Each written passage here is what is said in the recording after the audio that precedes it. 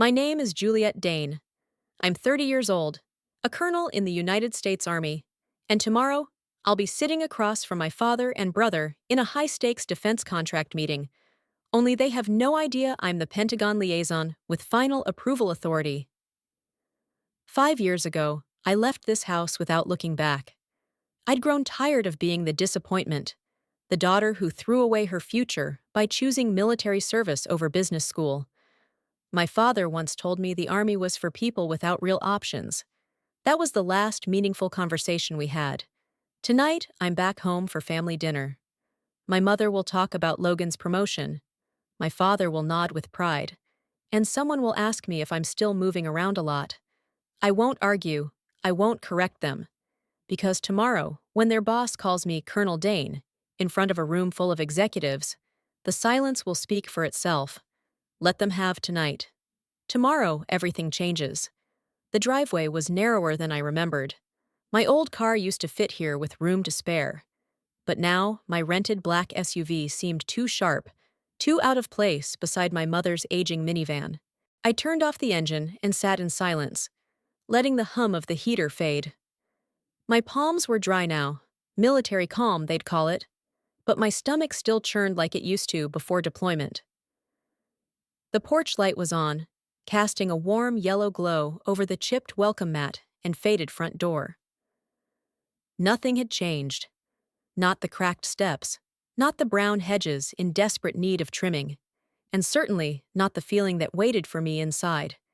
That particular blend of being unseen and hyperanalyzed all at once. I rang the doorbell out of habit. "Juliet?" My mother called from the kitchen. She didn't come to the door. "It's open." Of course it was. I pushed it open and stepped inside. Same floral scent.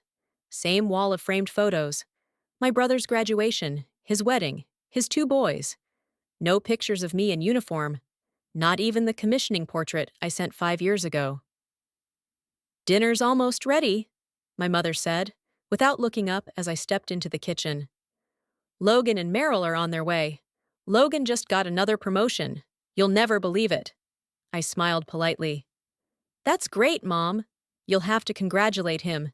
He's leading the entire systems integration team now. Everyone at your father's company says he's going places." That phrase, "going places," used to haunt me. It always sounded like a train I missed. Now it was just noise. The dining room table was set for 6. There was no name card, but the seating was implied. Logan at the head, Dad on his right, Mom between them, and me somewhere that didn't matter. Logan and Meryl arrived exactly on time, as always. He wore the kind of blazer that says, "I'm important," but not trying too hard.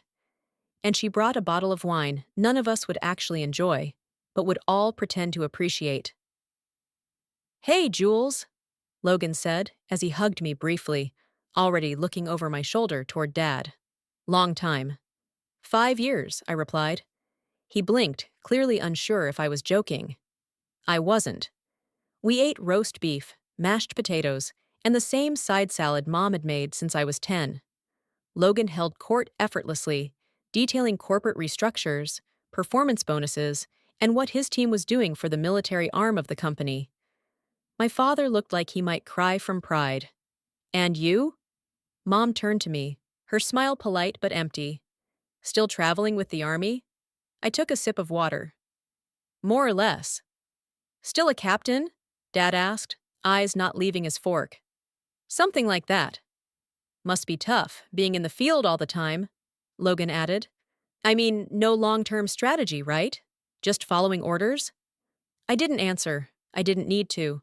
My uniform was still folded carefully in the back of my suitcase upstairs, the silver eagle insignia catching light through fabric. Tomorrow, they'd learn just how much strategy I was responsible for. For now, I let them talk. It would be the last time they spoke over me. I spent most of the evening in my old room, seated on the edge of a twin bed covered in the same patchwork quilt my grandmother had sewn when I was 12. The walls were still lined with relics from a version of me they had once believed in. Basketball trophies, honor roll certificates, college acceptance letters, every accomplishment prior to the moment I joined ROTC. After that, I became a cautionary tale in this house. There were no framed articles about my cybersecurity awards, no photos from my deployments, no certificates marking my promotions to major, then lieutenant colonel.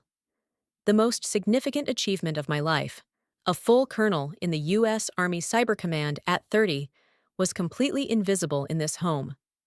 I remembered the day I told them about the ROTC scholarship. I had expected hesitation. I didn't expect disgust. My father had looked at me like I'd thrown myself away. "The military is for people who don't have real potential," he had said. "You were always meant for more." He'd meant his version of more, of course. An MBA, a corner office, and, ideally, a position under his wing at Westbridge Technologies, the same defense firm he'd given his life to. It was always supposed to be Logan, and when Logan stepped into that mold effortlessly, the family narrative was complete. I wasn't the daughter who chose a different path. I was the daughter who wasted hers. Downstairs, I heard the echo of laughter, Dad's deep chuckle, Mom's soft sighs, Logan's booming confidence, the sound of a tribe gathered around a chosen successor. I'd grown used to it, but the irony was almost poetic now. Logan had just been promoted to lead the systems integration team on the very military contract I now oversaw. He didn't know. None of them did.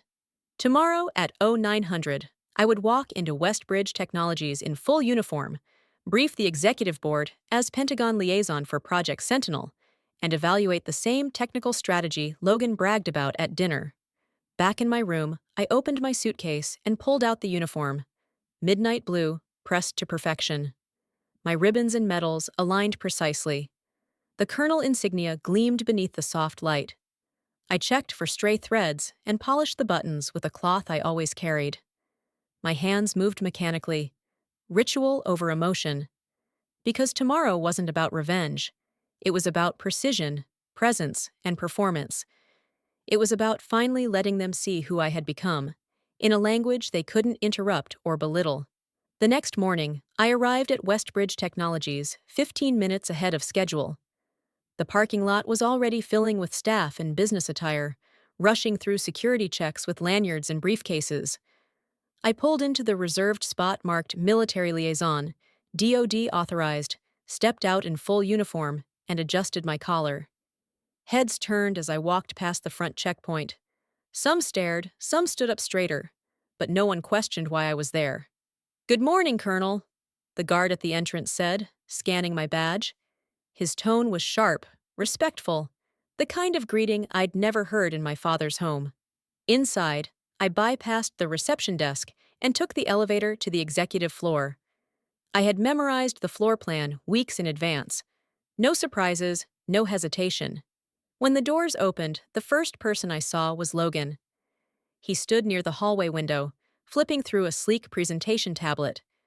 His posture was relaxed until he saw me step out. He blinked. "Juliet, why are you in—" "What? What is that?" I didn't stop. "Good morning, Mr. Dane. I'm here for the project review." Behind him, my father's voice echoed before he appeared. He was deep in conversation with two men in matching navy suits. Then he saw me and froze. "Juliet, what's going on? Why are you dressed like that?" he asked, eyes narrowing in confusion. He looked from me to the others in the hallway, gauging their reactions. It was dawning on him, too slowly, that something was off. Before I could answer, a tall woman with short white hair rounded the corner. Lorraine Hart, CEO of Westbridge Technologies, stopped mid-stride when she saw me. Then her expression broke into a smile. She walked directly toward me and extended a hand. "Colonel Dane, I didn't realize you'd be attending in person." "A pleasure." I shook her hand. I was in the area. I thought it would be useful to sit in on the briefing myself. "Absolutely. You'll elevate the room just by being here," Lorraine said with a chuckle, then turning to the group behind her. "Everyone, for those unaware, this is Colonel Juliet Dane, our Pentagon liaison for Project Sentinel. She has final approval authority for all military integrations on this project." It was like the air got sucked out of the hallway. I didn't look at my father or brother then. I didn't need to. Their silence told me everything. We entered the conference room together. My name was already on a placard at the head of the table next to Lorraine's. I sat down, reviewed my notes, and waited. The team began filtering in. Directors, engineers, project leads, each introduced themselves to me with the careful politeness reserved for people who could stall or greenlight millions in funding. Some were surprised I was so young. Most were surprised I was a woman. None asked twice once they saw the insignia. Logan and my father came in last. They took seats farther down the table, stiff and quiet. The meeting started promptly at 0900 hours. Lorraine opened the session, then turned it over to me. As we begin, I'd like to thank Colonel Dane for joining us in person. Her oversight has been invaluable, and her technical guidance has already refined key aspects of our cyber protocol design. I stood, briefed the room on current milestones, then outlined critical changes I expected implemented before the next round of funding. I made eye contact with every speaker. I asked questions. I requested documentation. And then it was Logan's turn. He stood slowly, clearly unsettled.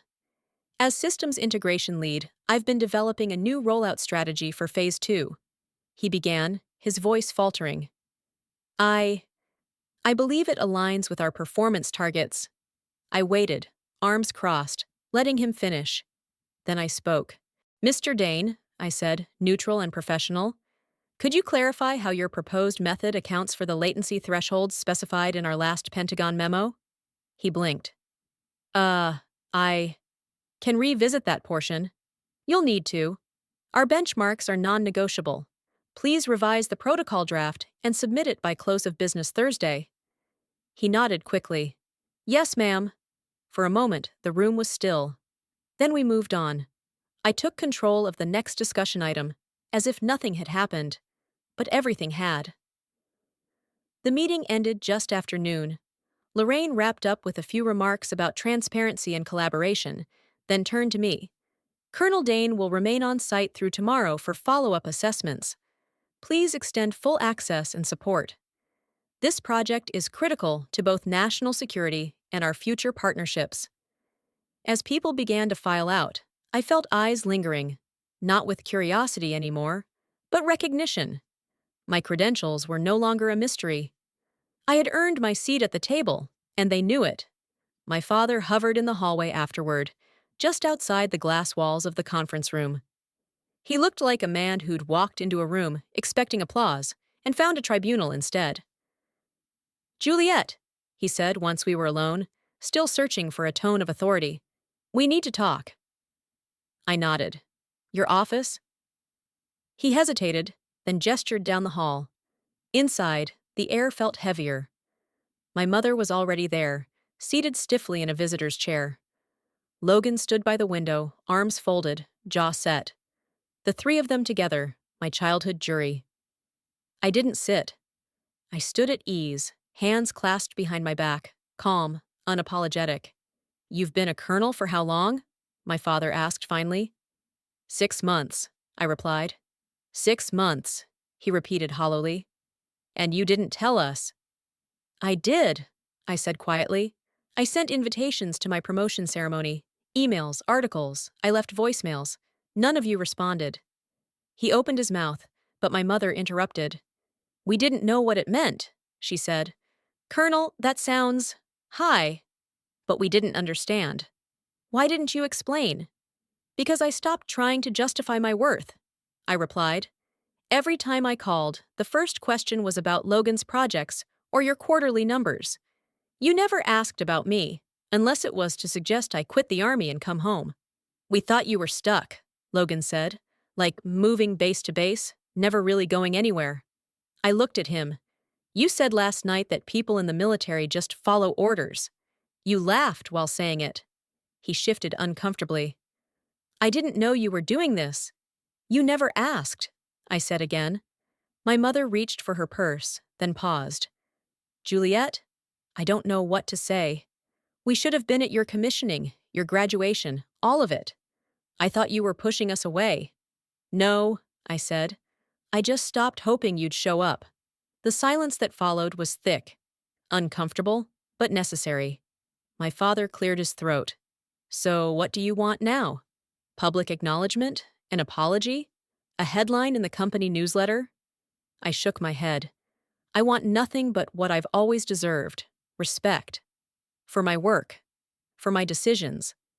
For the fact that I didn't fail just because I didn't follow your blueprint. Logan finally stepped away from the window. You evaluated my presentation today, and you were fair, he said. Quieter now? You didn't humiliate me. I wasn't there to, I replied. I was doing my job. He nodded slowly. It was impressive, honestly. You were commanding. It might have been the first genuine compliment I'd ever heard from him. My father stood, but didn't move closer. You've built something we don't understand, he said. That's on us. We thought we knew better. We didn't. For the first time, I saw hesitation in his voice, not defeat, but a beginning. He extended his hand. Not for show, but in a gesture I recognized from every military promotion I'd ever stood through. A quiet offering of respect. Colonel Dane, he said, voice rough. I owe you an apology. I underestimated you. Completely. I took his hand. Firm grip. No bitterness. Just closure. I accept. My mother blinked quickly, then stood. We'd like to try again, if you'll let us. One step at a time, I said. And for the first time in years, I believed that might actually happen. 6 months later, my apartment in Washington, D.C. was quiet but full. The open-plan living room overlooked the Potomac, a clean skyline beyond the windows. My bookshelf held medals tucked between cybersecurity textbooks and a few framed mission commendations. Not too much, just enough. That night, my family joined me for dinner. At my table, on my ground. My father was the arrive, carrying a framed article. Figured you might want a copy, he said. It was a print feature from a defense journal, covering the success of Project Sentinel. My photo was at the center, me in full dress uniform, standing beside General Armstrong and Lorraine Hart. He handed it to me like it was fragile. I've had this up in my office for a few months now, he added, eyes not quite meeting mine. Thanks, Dad, I said. It means something. My mother followed a few minutes later, holding a warm pie tin with both hands. Apple, she said with an awkward smile. Still your favorite, right? It is. She glanced around the apartment. So clean, so organized. I don't know how you keep it like this. I almost replied with a joke. Military habit? But decided against it. She was trying. It didn't need commentary. Logan and his wife came last, bringing an expensive bottle of wine and a strange kind of ease I didn't expect. After dinner, as the dishes clinked in the sink and conversation drifted toward quiet praise, Logan pulled me aside. I implemented the rollout structure you mentioned, he said. The team didn't love it at first, but it works. Better than what we had. Did you tell them where you got it? He grinned sheepishly. Eventually, after I let them believe I was a genius for about 5 minutes, I smirked. As long as it's working, he nodded. It is. And so are you. I mean, you've really got it together. I don't think I ever said that. No, you didn't? Well, I'm saying it now. Across the room, I saw my father examining the medals on the shelf. His eyes paused over one in particular, the cyber defense citation for counteracting a foreign breach that had almost crippled 2 federal networks. I read about that one, he said quietly. Didn't realize at the time. You were leading it. I was, I answered. He didn't add more, he just nodded. It wasn't a parade, it wasn't a movie ending, but it was real, and that made it better. Later that evening, over coffee and my mother's pie, my father raised his glass. In a quiet toast. To Colonel Juliet Dane, he said, who proved that your worth isn't found in following someone else's path, but in walking your own. We all raised our glasses. I looked around that room and saw something I'd never seen growing up. Recognition. Not pity, not tolerance, but the kind of earned respect that no one could take back. And in that moment, I knew something important. The victory wasn't in them finally seeing me.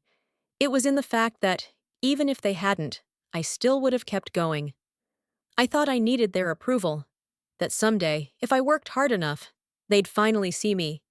But the truth is, I didn't need their recognition to be real. I was already enough. Walking into that boardroom in uniform wasn't revenge. It was quiet clarity. I didn't need to explain who I was. My presence did that for me. They once told me I was wasting my potential, that I'd never become anything. And yet, there I stood, leading the very project they'd built their careers on. That moment didn't heal everything. It didn't erase the past. But it did something better. It proved that I never needed to follow their path to create value. So if they underestimate you, let them. Keep building, keep rising. And when the moment comes, show up, fully, calmly. Because the strongest proof isn't what you say, it's who you've quietly become.